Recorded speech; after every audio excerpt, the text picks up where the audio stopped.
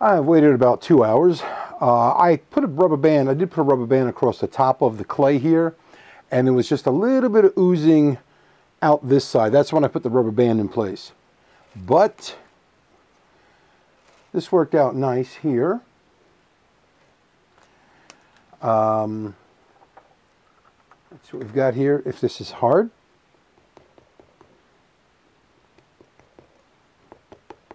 very nice, very nice. All right, let me pull the rubber band off the mold first. Put that aside. Rubber bands still help in little ways. Okay, now that was the only place where we had any leakage. That's not necessarily. Also, it's not necessarily moisture that will create the resin to rise. It works on a chemical reaction, and in that chemical reaction, heat is produced. And when heat is produced, heat will also cause the resin to rise a bit. Now, this is pretty good here. This is pretty good. Let's take this one off. I tell you, if you don't lift these things off right, they will bite you.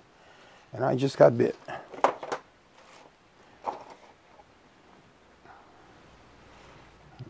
peel the clay away here. Clay is really holding the parts of the mold in place really well. In fact, it's holding it a little firmer than I ever suspected it could. I mean, this is just clay, and, you know, sulfur-free clay at that, but it's mighty strong clay at that. It's mighty strong clay. So I'm just getting under here with one of my modeling tools, my Jonas modeling tool, and I'm simply lifting the clay away from the plaster. I'll continue to do this all the way around. This is one of the reasons the clay comes away so easily is I sprayed the exterior of the plaster mold with the Sinair Sinlube 531 release agent, and that was just in case I had any more overflow of resin. It would not stick to the plaster. That's another reason why hot glue would probably not have held very well. You see how easily the clay just peeled away. Now I'm going to open up the plaster here.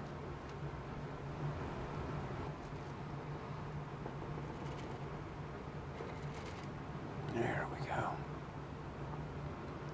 That looks pretty darn good. The first piece is off.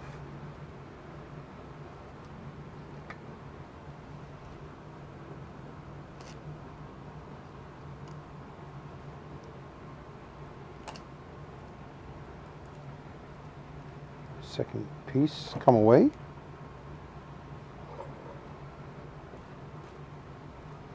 Loosen up some of the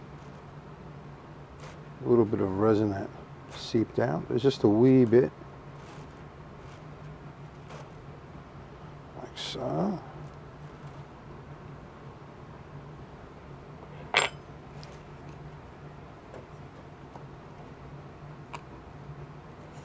Pop the entire mold out of the plaster jacket. There we go. Now we have just a little bit of resin out the sides here, with the top and bottom parts of the mold joined in. That's not bad. Now let's see what we have on the inside. Let's break away some of this flashing.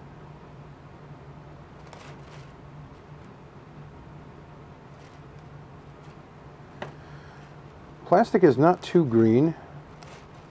This is breaking because it's very thin, and we did not get a lot of seepage.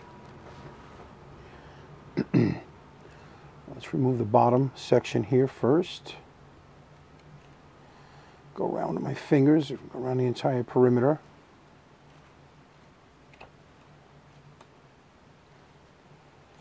Another one here, like so. I'll use my thumb. Take it apart. Get in and around here. Let me work it loose.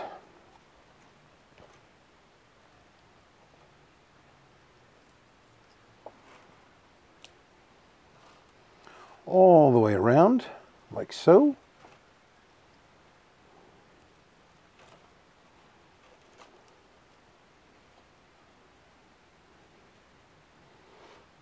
Open up the back, peel it forward.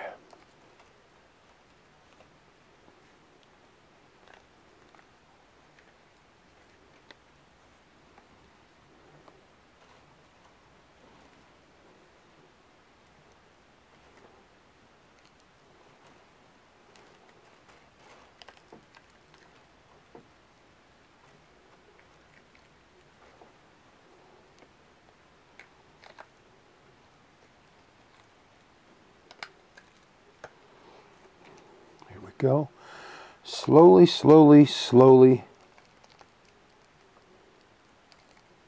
and more slowly. I don't want to tear the mold, and I certainly don't want to break any resin inside. Now remember, the only release, quote-unquote, release agent that I used was simply talcum powder. What talcum powder does in a mold, it alleviates surface tension. And surface tension is what causes minuscule air bubbles in the surface of a casting, and that can cause problems. Now, as far as flashing goes, this is minimal here. This is real good.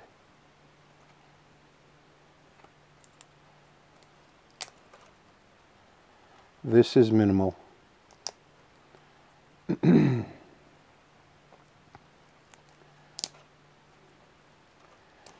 I just want to get this loose from the edges of the casting if I possibly can. It's very uniform. It's thin and uniformly thin. Okay, it's not like one side is thicker than the other. This is uniformly thin. This is a pretty darn nice mold here, I think. I'm going to start working it away from the main body of the casting. I've got to get in on it like so.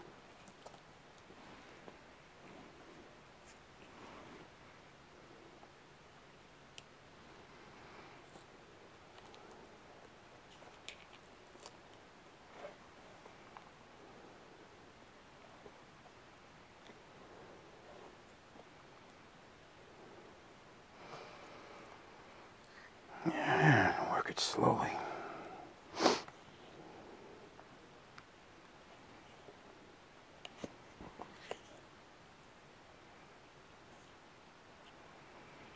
Just like on the original, or on the actual skull, which is the original. There's one.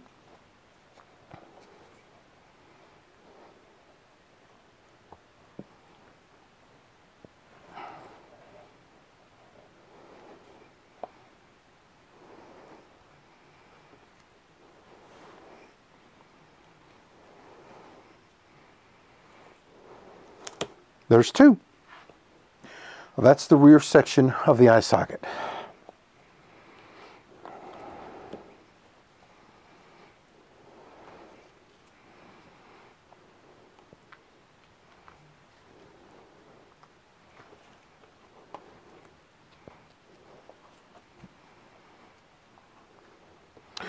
Oh, I think I might have a super casting here.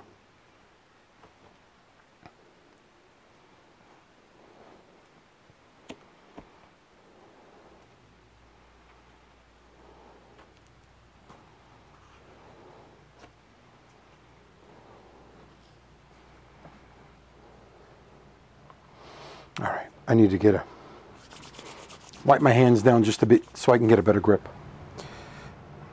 Okay. I got to watch out. The mold ripped right here. Right there, the mold actually ripped. But that's okay because I think this casting is probably going to be it.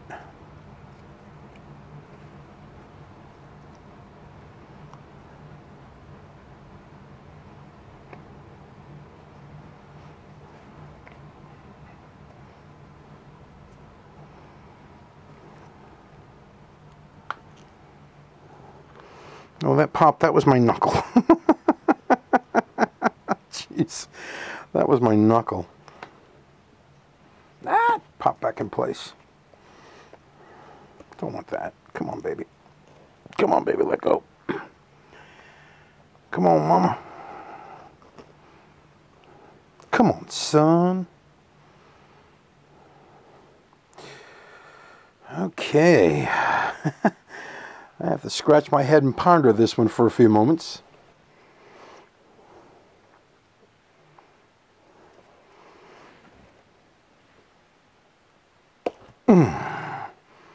It's one side.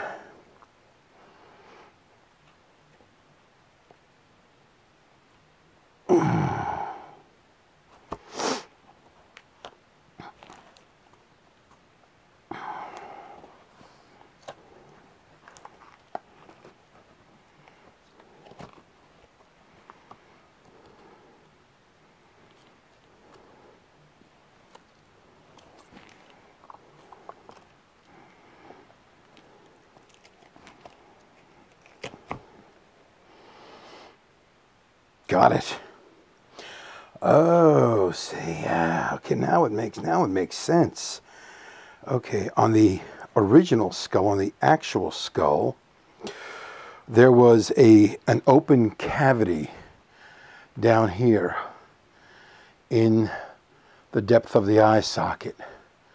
Okay, there was a cavity here, and on the first casting, that didn't matter because this was so chewed up from losing so much resin. Now, the little bit of resin that leaked out only caused minor problems at the front here where the bone is real super thin.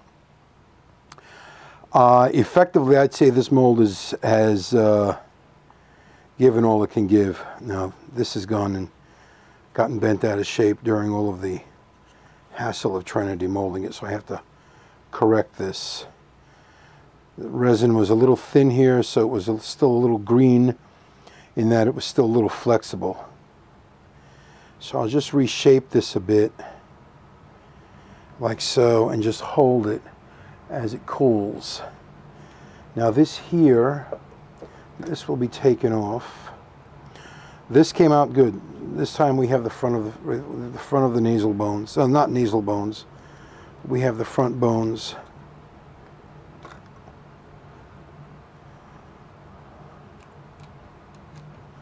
Which effectively make up the roof of the mouth on the animal.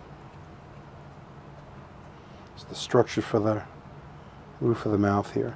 And this is so thin, and the resin is just a little green that I'm going to go ahead and trim it with my scissors. Like so.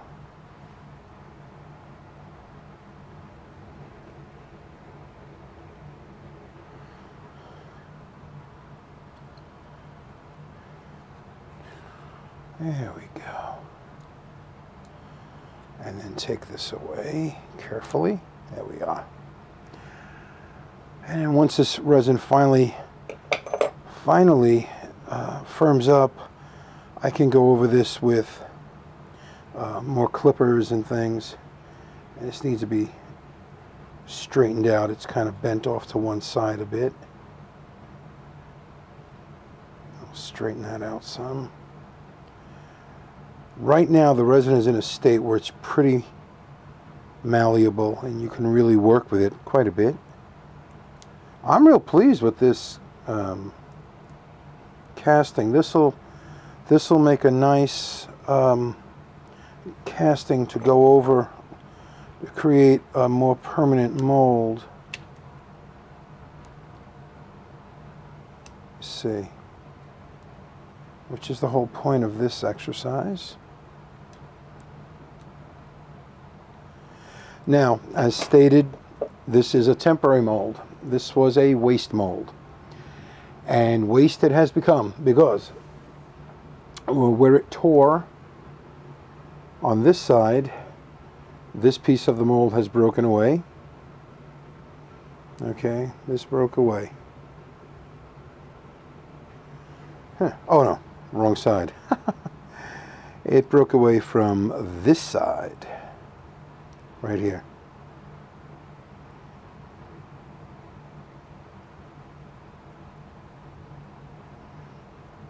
Oh, there we are. And the reason this even came away was because, one, it was cut, but two, I was putting such a strain on this, and this does not have a real good stretch factor. There's a little air pocket in there, and this is also where a couple of the layers of silicone were joined up on each other. So this was broken away, okay? And we have kind of a stress crack here in the mold as well. Now, if this was a more permanent mold made with a expensive high-end resin, I'd be real upset. But it's not, so I'm not. And I'm just trying to figure out this resin that's stuck here. This is what held her up right here. We had some resin get down in between a couple of layers that formed during the making of the mold, layers of silicone that formed during the making of the mold. Other than that, this was a good mold. All right, now this has served its purpose. I might be able to pull another casting out of there. I'm not sure. I might, but I got what I wanted. I got a good casting, and what I'll do is I'll put it side by side with the actual skull and make sure it's trimmed properly so that I don't trim away any bone. And wherever anything is light or thin or missing, I will make those repairs with the Tech Bond CA cement and some baking soda or some of their silicate sand, and I'll make those repairs and improvements. Now, this is the eye socket here, so I will go ahead and trim that out. This is a successful casting. This is nice. And here is the original skull. Now, let's see what we've got here compared. Oh, okay. All right, you see at the front of the skull here, you can see my finger behind this opening where I thought this was just some thin resin that had, that this opening was created because it leached out. No, that's the way it is on the real skull. So this picked up exactly what the real skull, the natural skull has. There's a gap here along this eye orbit, and there's a gap here along the eye orbit. Pretty good, pretty good, pretty good, pretty good. And wherever there was a cavity, such as, like I said, along here, there was this cavity on the inside of this eye socket right here. Let me put some light on that. Right in the eye socket, right here, there's a cavity. Okay, you can see that? All right, now that was recreated in the casting, and this is why I had so much trouble getting this eye socket to pop out of the mold. Makes sense now. Everything else looks good. Everything else looks great. So I'm pleased, and I will use the natural skull to help me adjust the casting.